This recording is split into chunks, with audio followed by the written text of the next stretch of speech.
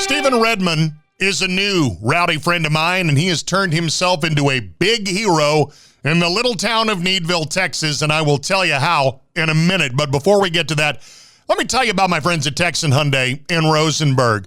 My wife, Kim, and I wanted to start off 2026 with a brand new ride, and we sure did, from Texan Hyundai. My friend Brad Pius hooked us up with something sporty and elegant from their Genesis line, and we love it. I'm not going to lie to you when I tell you that the price of a new car today is eye-popping and jaw-dropping. You probably know that, but we found the value at Texan Hyundai in Rosenberg. Now, here's the deal. If you are shopping new or used cars or SUVs, Hyundai or Genesis, my buddy Brad has got the Rowdy hookup, so you need to call him directly. Here's his number, 281-701-7571. One more time, 281-701-7571, and tell them I told you to call, and you can see what all they have to offer you on their website at TexanHyundai.com. Rowdy Yates. You are listening to the My Rowdy Friends podcast, where typically we talk about country music and country music stars and local politics and radio broadcasting, and we're in a nice static studio where there's soundproofing, not a whole lot of noise around the place, but we decided to throw all that into the wind, hit the road, and Needville, Texas is where we are at Simple Simon's Pizza with Stephen Redmon, my new friend, and it is so nice to be here, and thanks for the invitation. Yes, sir. Yes, sir. Glad to be here. Glad you came out. Well, I'm glad I came out, too. You know, I met you a couple of months ago, and when I heard your story, I thought, man, this is something very interesting and something that I had a little bit of interest in, and I thought other people would, too. And I asked you, do you mind if I just come on out and set up one day? And so here we are on a Saturday morning at 10:30 before the big lunch rush comes in. Yes, sir. To see if we can't squeeze all this in. So I will try to be as succinct as I can. Let's get it. Simple Simon's Pizza was a place I thought was woven into the fabric of this community. And I know this because we lived out this way for a lot of years. And then it sort of went away, and you saw an opportunity to kind of bring this back. And dare I say, it was kind of an event when you did. No, 100% big time. So Simple Simon's has been a part of the community since 95. They made an exit in 2018, October 2018. And I think the community was truly shocked when they left. I think that's an understatement. It was a big deal. I said, as soon as they made the exit, I said, whoever brings them back will do well, because this town is already ready to receive them. Right. Now, I never knew that it would be me bringing them back. So this has been a very interesting venture. Well, that's very interesting, because that was the next question. What gave you the idea to bring this back? I've been a fan. The very first time I had Simple Simon's was in 2006. And what really drew me in was that calzone. There's just nothing like it. All the big players in the game just don't have anything like it. And so I saw the opportunity, and I just always said, why isn't somebody bringing it back? And after it was gone a year, 2 years, 5 years, I said, And that kind of sparked the idea. And I said, if I bring it back, I don't think anybody's going to be mad at me. No. Because I've been wanting it. And the truth is that whether you were ready to go to West Columbia or East Bernard, those were the two closest stores in the area. So I was ready to have it back, and turns out this community was ready to have it back. Did your friends and family think you were nuts for doing this? Oh, 100%. I mean, so I come from a family of farmers, so, getting loans and doing, business things like this can sound crazy, because, it is a risk. But well, yeah, it's a risk, especially when you don't really have the background. I thought, as crazy as it sounds, because you're right, I don't have the background in it, but it was a calculated risk, because I know how much, to your point, it was woven in the fabric. Well, and I think nostalgia played a part in this. The fact that Needville, while growing, still probably really wants to keep its arms around its folksy hometown, small town vibe of which this brand was a part of. I would think it would be a no-brainer too, but a very scary no-brainer. And you got to think 95 to 2018, you've got two generations there that know this brand. Right. And then their kids know this brand. It was an extraordinary opportunity. And I'd be lying if I didn't say the old saying where they say, oh, if it was so easy, everybody would do it. Right. Well, I was wondering for a long time, why hasn't somebody brought this brand back? but sometimes you just got to jump in the deep end and do it. For what it's worth, you have this grin on your face from ear to ear. It looks like you're really enjoying what you're doing. I mean, it's definitely been a lot of work, long days, but there's no greater freedom, if you will, than working for yourself. Amen to that. There's a lot of people I know, they've been in, the electrical field, or they've been in the oil field for 35 years, and sometimes it's a long face at the end of the day, because they're going to a job. Yeah, well, and the thing about it is those kind of jobs and like working in farming, it can be very difficult on your body. Really, the risk to that here is maybe a burn on your knuckles every once in a while, or a few extra pounds from all of that calzone. Now, tell me about your interest in the food business. Did you think, oh, gee whiz, it sure be nice if X was here or Y was here, or was it always Simple Simons and it was only going to be Simple Simons? Well, as far as my expertise in the food field goes, I've been eating for 35 years. Okay. And I've been eating for 56. Let's get it. So I just knew this community wanted it back. I knew I wanted it back. And I was tired of driving 20 miles one way to get what I wanted. Right. But it absolutely is. The calzone is the number one thing that is sold on the menu. It is extraordinary. And if you've never had one, stand by. Take me through the paces on this, because being in the radio business, you move around a little bit, and you hope that you start off small and eventually get big. But there are peaks and there are valleys, and I lived in every B town in Texas, I believe. I was Brady, Brownwood, Bridgeport, Breckenridge, Bryan, you name it. And most of those places had a Simple Simon's pizza. It seems to me that Simple Simons seem to always work better in those smaller markets. I don't think if you stuck a Simple Simon's in the middle of the Galleria, it would do that good. In fact, this store would probably do better as it is right here in Needville than if you had primo location and all that. But when it comes to this, how is it to work with their corporate office? I mean, how does this process start? Do you just pick up the phone and call? Do you hit up their website and fill out a form? Is that how the ball gets rolling? There is a form that you can go to be a franchise owner. Right. And if you click on the form, it takes you through it, chapter and verse, what you need to do. And it really does start off with a phone call. And they were good to work with? They give you a lot of latitude to run your store, where a lot of franchises, they're like strict, stingent on what you have to do. Sure. Because at the end of the day, I think they realize that they have a job to do to get the store branded the way it needs to be, but it's the individual owner that has to give it the X factor for its community. Well, I was kind of wondering about that. I mean, this right here looks like your typical high traffic, high volume pizza place in a mid-sized town.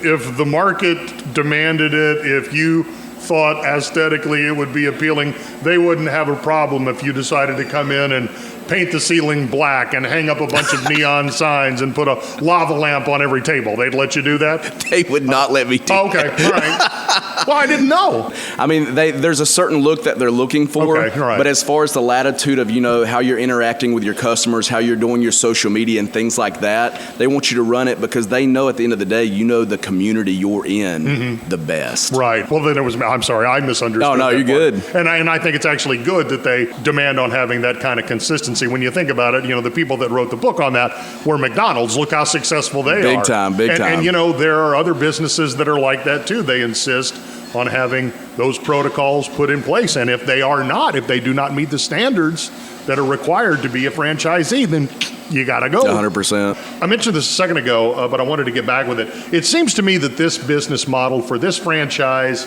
seems to work in the smaller cities. Why do you think that is? Well, I think something that Simple Simons really focuses on is the customer service. One of the big slogans of Simple Simons is simply the best place to be, but it's also to give the best customer service that you can give. And I think that's a huge point because in 2025, you walk into just a slew of different franchises and you get the look like, great, I have to work. Or great, someone else to serve. here we want to give people that acknowledgement as soon as they, step through the door. I mean, Chick-fil-A's just been a heavy hitter at acknowledgement. Yes, they have.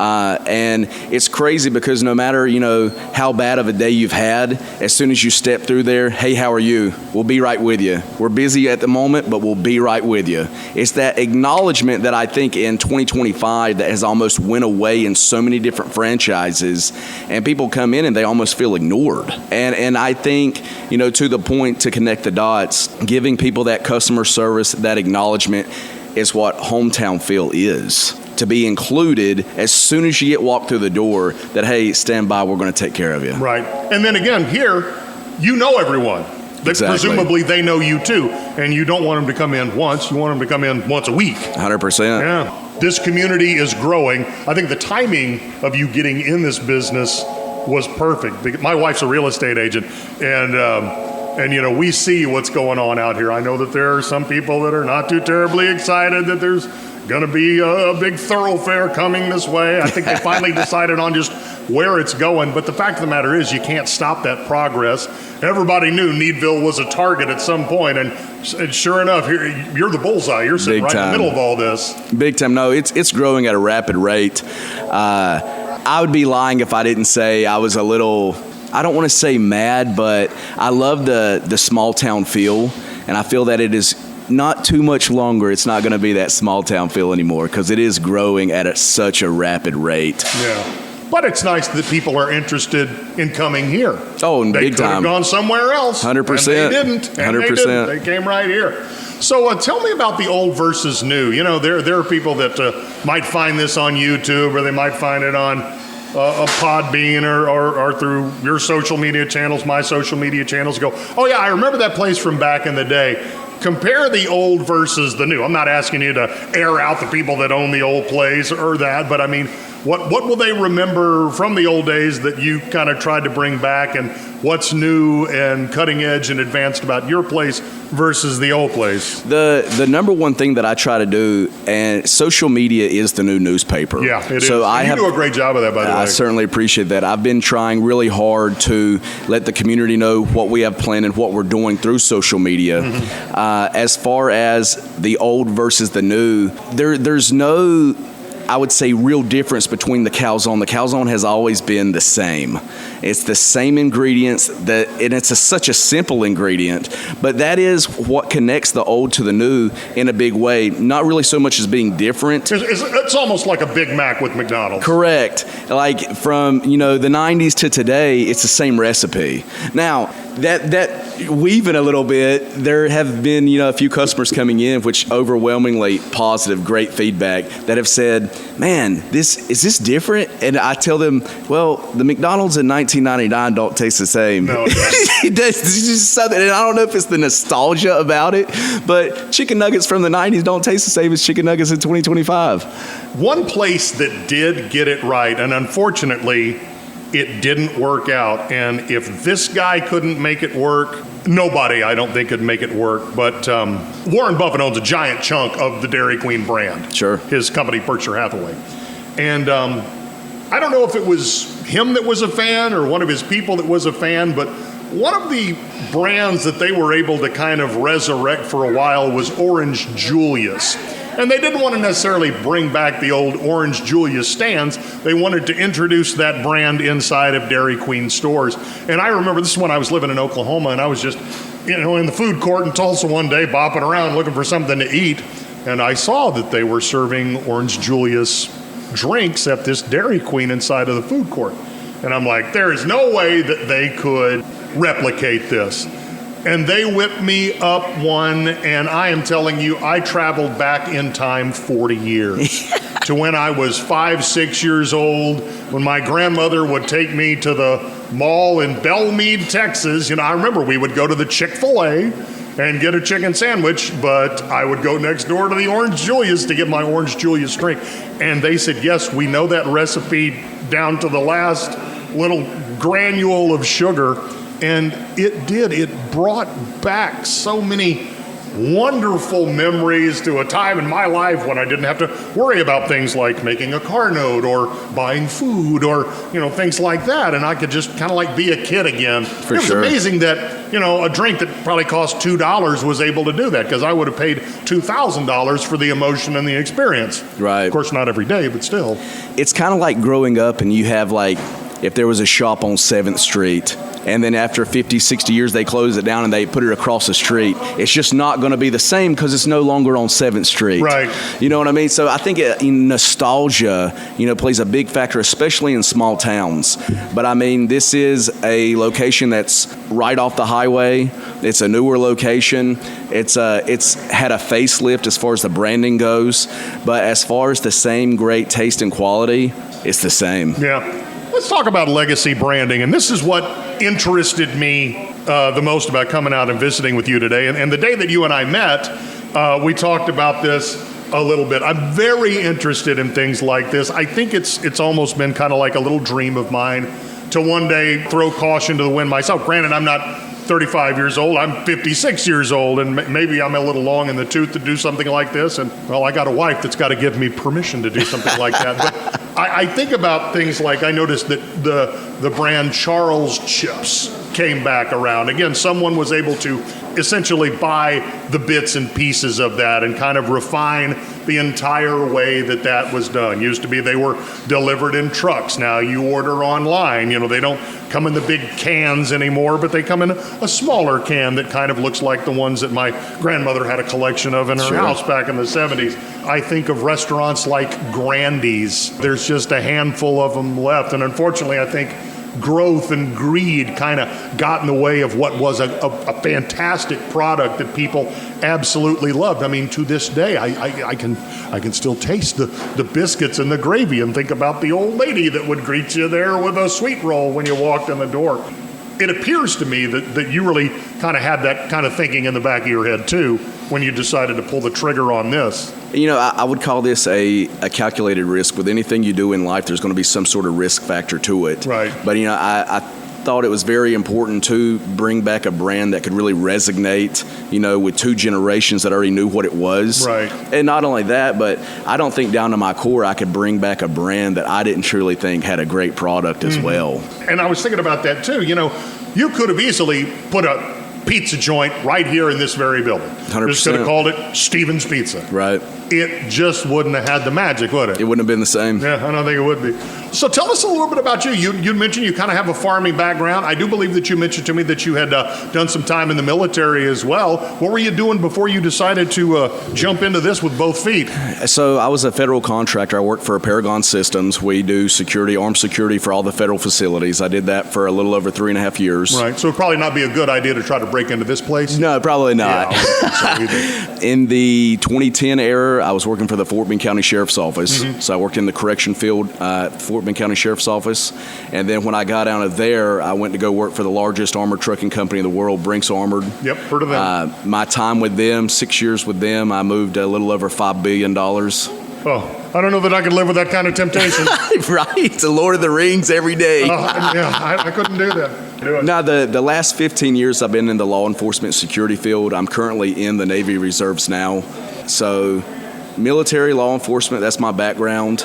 And I think it's been an extraordinary 15 years. There's been a lot of more definitely good days than bad days in that. Right.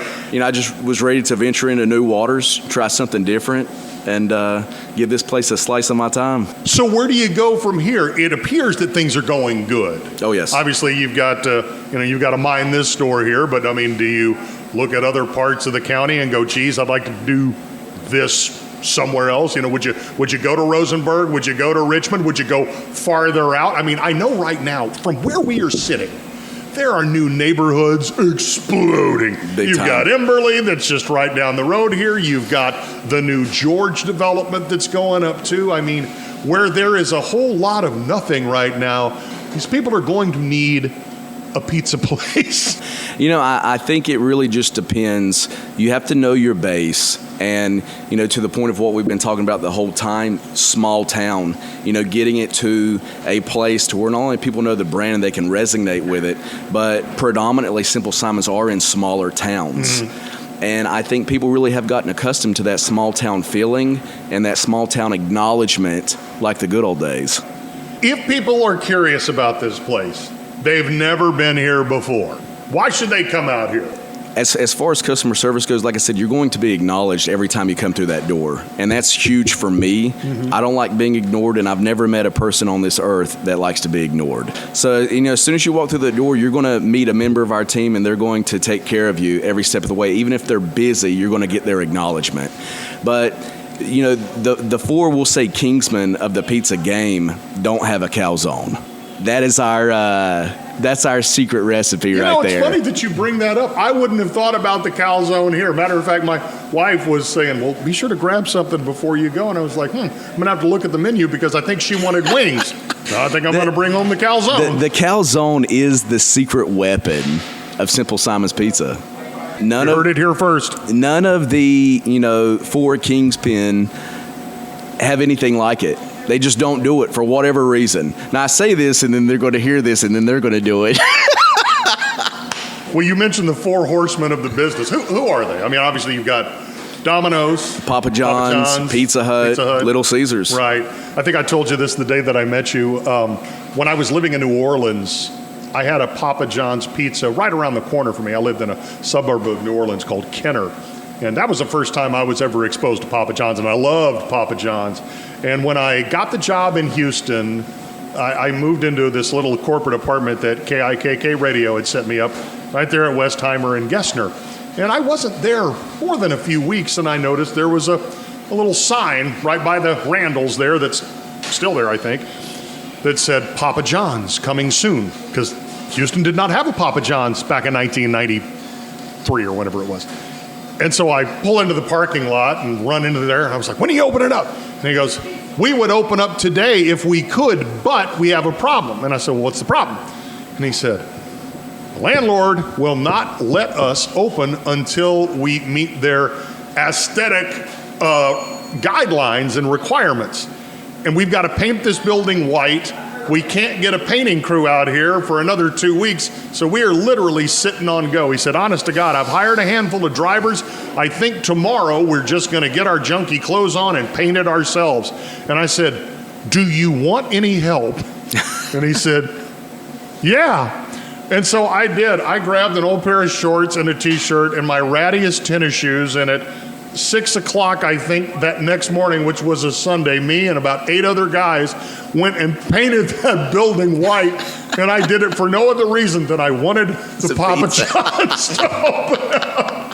And I remember that the guy handed me a stack of free pizza cards, and I think I probably went through about 6 of them, and that was about it. I was actually kind of tired of Papa John. When we were in the phase of, doing the remodel on this place, grabbing the permits, it is a absolute atrocious process. Yeah. I think when everything was said and done, I had 10 or 12 permits on my door. That doesn't surprise me. And, from electrical to the engineering part of it, the plumbing part, just the whole nine. And it was pulling teeth to some degree because everything's a waiting game.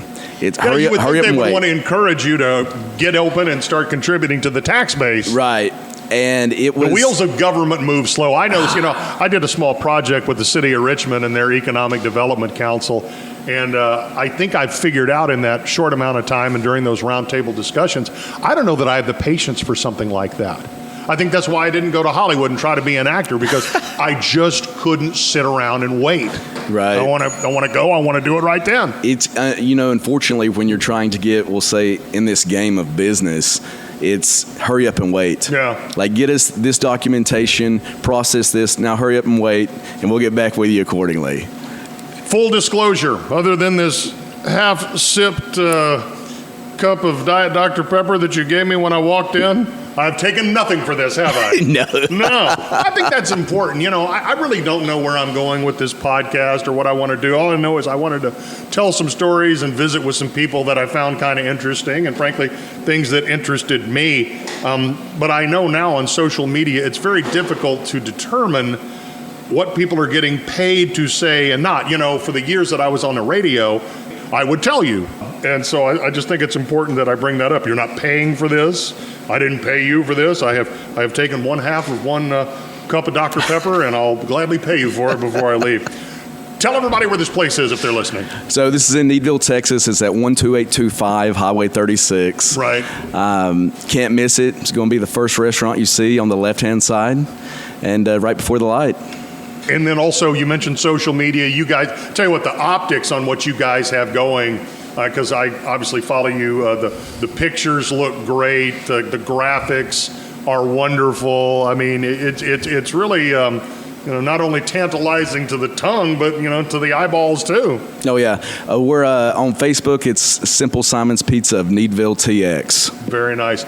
Well, Stephen, thanks for letting me come in today. You got to tell everybody, I literally texted you at 9:30 this morning and said, you know what, I think I'm going to be there in an hour if we can squeeze this in. We made it happen. Let's get it. And I think we timed it perfectly because we have one customer that's sitting down and one that is literally walking in the door right now. So this was perfect. Yes, sir. Hey, thanks for having me out. Thank you for coming out.